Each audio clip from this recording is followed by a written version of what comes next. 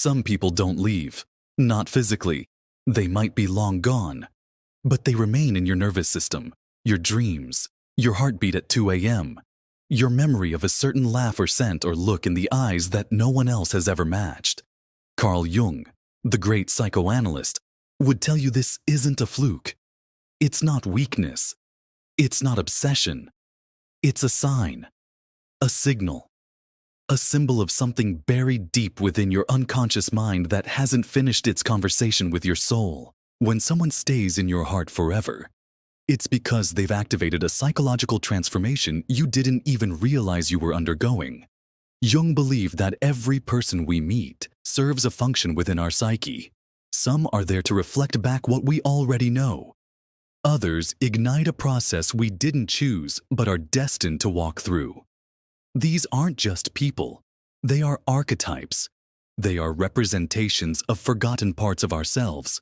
When someone lingers in your heart, it's often because they mirrored back a piece of you that was hidden, exiled, or neglected. And the ache you feel, that's the shadow knocking on the walls of your conscious mind, begging you to integrate the lessons, the wounds, the emotions that encounter brought to light.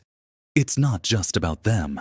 It never is. The people who stay lodged in our emotional core tend to be keys to our own inner labyrinth. Jung wrote that the unconscious holds everything we have forgotten or repressed. Memories, pain, talents, desires. When we meet someone who awakens something profound, it's often because they've touched a place in us we lost access to. This can feel like love, obsession, grief, even madness. But at its root, it's an invitation, a summons to reclaim what we buried. The reason you can't forget them isn't because they're unforgettable. It's because you're still finding pieces of yourself in the memory of them. Energetically, when two souls meet in resonance, something ancient is stirred. Call it soul contract. Call it karmic bond. Call it divine timing. But whatever you call it, there's no denying that some people show up in your life and immediately feel like déjà vu wrapped in skin. Your body remembers them before your mind catches up. Your spirit recognizes a frequency it once danced to. This isn't fantasy. It's vibration. And the science of epigenetics and energy psychology confirms that memory isn't just mental. It's somatic. It's cellular. It's energetic. Your heart holds on because your body remembers what your logic wants to forget. Jung taught that individuation, the process of becoming whole, requires us to confront the unconscious. That means revisiting old wounds, facing internal oppositions, and integrating the aspects of ourselves we denied. The people who stay in your heart forever often symbolize those oppositions. Maybe they represent the freedom you never gave yourself. Maybe they mirror the love you wish your parents had shown. Maybe they carry the same wound you never voiced, and in their pain, you found your own. When a person touches your core wound, they leave an imprint that no time can fully erase. Because what they awakened was not theirs. It was yours, waiting. In psychological terms, this experience is often linked to transference. Transference is when you project unresolved emotional material, usually from childhood, onto someone else. But unlike ordinary projection, these attachments don't fade with logic or distance. They endure because they're tied to unhealed emotional blueprints. If your inner child felt unseen, unloved, or unsafe, and then you meet someone who for a moment seems to offer safety, presence, or belonging, you don't just bond, you imprint. Your nervous system clings. Your heart internalizes them as a corrective experience. But if they leave, or the illusion fades, the ache can feel like abandonment trauma resurfacing all over again. This is why some people break us open. Not because they were perfect, not even because they treated us well, but because they brought the shadow to the surface. And that is one of the most terrifying and beautiful things another human can do for us. Carl Jung believed that people who disturb us, enchant us, confuse us, or devastate us are often carrying a psychological message. They are messengers of the soul, wrapped in the disguise of romance or friendship or even conflict. If someone stays in your heart forever, they likely delivered a message your soul has not finished decoding. Even heartbreak, Jung would argue, is sacred. It's the rupture that exposes the unconscious contents buried underneath a false self. And often, the person who causes that rupture becomes entangled in your story, not because they were your destiny, but because they broke the illusion. That illusion might have been about what you thought love was, or who you thought you were, or what you believed you deserved. The person becomes symbolic, and symbols, Jung emphasized, are powerful tools of transformation. You can't forget them because they were the death of an old version of you, and the soul remembers who stood at your funeral. Sometimes, people stay in your heart because you didn't just meet them. You met yourself through them. In their presence, you saw who you could be, or who you were afraid to be, or who you used to be before life hardened you. These aren't just memories, they're portals. And what lies on the other side is your own awakening. This is why trying to move on from such people doesn't always work. Because the emotional tie isn't just romantic, it's alchemical. You are still in the process of becoming someone new because of what that encounter set in motion. The psychological weight of a soul connection can be immense, especially if you're someone who carries unprocessed grief or trauma. Some people enter your life at the precise moment your soul is ready to heal, but it doesn't always look like healing. It looks like chaos, pain, longing, confusion. But the aftermath is where the rebirth happens. And just because someone is no longer physically in your life doesn't mean they aren't part of your spiritual architecture. The people who changed us are encoded in our psyche. They are chapters. And we can't rip them out without losing the plot of who we've become. This is why letting go isn't always about forgetting. It's about honoring, integrating, understanding that not all bonds are meant to be broken. Even if the relationship ends, some people stay in your heart forever because they're not meant to be erased. They are meant to be catalysts, teachers, mirrors. And when we accept that, we stop fighting the memory. We stop labeling it as weakness. We stop telling ourselves we're crazy for still thinking of them. Instead, we ask, what part of me did they wake up? What part of me still needs to be seen, loved, and held? You don't forget a soul that showed you who you are. Even if they left, even if they hurt you, even if the timing was wrong, because it wasn't just them. It was the version of you that came alive in their presence.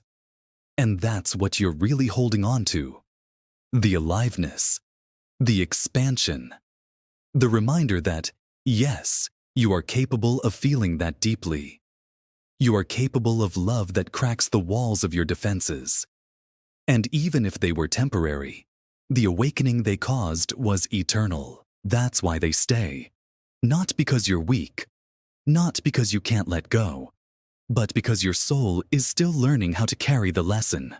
And once it does, you'll realize they never really left. They became part of your story, part of your becoming, part of your inner world, where memory, emotion, and meaning converge into something timeless. And isn't that the truest form of love? Not possession, not permanence, but presence. A presence that lingers in the deepest chambers of the heart, not to haunt you, but to remind you of who you are and what you came here to feel. Because the heart doesn't operate by the laws of logic, it functions according to emotional resonance. The mind can reason, forget, and move on. But the heart operates on a different plane, one tied to emotional encoding and subconscious association. Jung would argue that the unconscious mind stores every significant emotional experience we've had. And certain people come into our lives to trigger access to that emotional vault. When they do, a powerful psychological and emotional memory is formed. One that doesn't need the presence of the person to survive, because it now lives inside you, not outside. The complexity of these soul-level connections often baffles the rational mind. It tries to dissect, to solve, to move on. But the soul has no interest in closure for the sake of peace. The soul is interested in depth, in transformation, in integrating every single emotional truth the encounter unlocked. This is why years can pass, even decades, and you might still dream about them, think about them, feel them in your chest like a subtle ache or an unfinished sentence. It's not always a sign to go back. It's a sign that part of you is still waking up to the meaning of that encounter. Sometimes the person who stays in your heart forever wasn't even someone you dated. It might have been a friend, a stranger, a brief connection that burned like a comet through your life. Jung would say that archetypal forces are not limited by time. They can erupt in an instant. The unconscious doesn't need a long timeline to imprint a symbolic event. When you meet someone who embodies a powerful archetype, like the lover, the nurturer, the liberator, the destroyer, it creates a psychic impact that reorganizes your emotional landscape. That's what you're feeling. The aftershock of soul-level reorientation. Even in trauma bonding, a misunderstood yet psychologically real phenomenon, the attachment isn't about rational love. It's about survival patterns. If someone reminded your nervous system of a familiar pain, a familiar neglect, a familiar chaos, your body may have clung to them in hopes of resolving an old emotional loop. Jung might describe this as the compulsion to repeat trauma, where the psyche unconsciously seeks familiar scenarios in an attempt to gain mastery over unresolved wounds. When that person leaves, the pain feels deeper because it touches not only your adult grief, but your inner child's cry for healing. In spiritual terms, this can also be described as a karmic connection, a soul agreement made before incarnation, where two beings decide to meet in this lifetime to teach one another something crucial for their growth. The connection feels magnetic, intense, sometimes unbearable, because it comes with an assignment. You feel the emotional gravity not because the person is perfect, but because the bond is encoded with sacred work, and until the lesson is integrated, their energy lingers, not as punishment, but as invitation. Invitation to rise, to evolve, to become who you were always meant to be. What most people don't realize is that forgetting is not always the goal. Jung taught that wholeness, not happiness, is the true aim of psychological development. Wholeness means we include everything in our story, even the people who broke our hearts, shattered our illusions, or left us grasping for meaning. Some people stay in your heart because they are part of your wholeness. To cut them out would be to amputate a piece of your own becoming. The goal is not to forget them. The goal is to become the version of yourself their presence initiated. This is why healing doesn't always erase the memory. It transforms the relationship you have with it. Instead of longing or resentment, you begin to feel gratitude. Instead of grief, you feel reverence. Instead of craving reunion, you honor the sacred rupture that set your soul on fire. Because in that fire, you found your own ashes. And from those ashes, something new is being born. Not them, not the relationship, but you. A you who now knows how deeply you can feel. A you who now understands what love can awaken.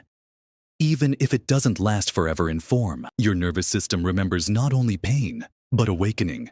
And some people serve as emotional earthquakes. They come into your life and shake the foundation, exposing all the cracks you tried to plaster over. You don't forget the one who made the ground move, not because they were your home, but because they forced you to build a new one inside yourself.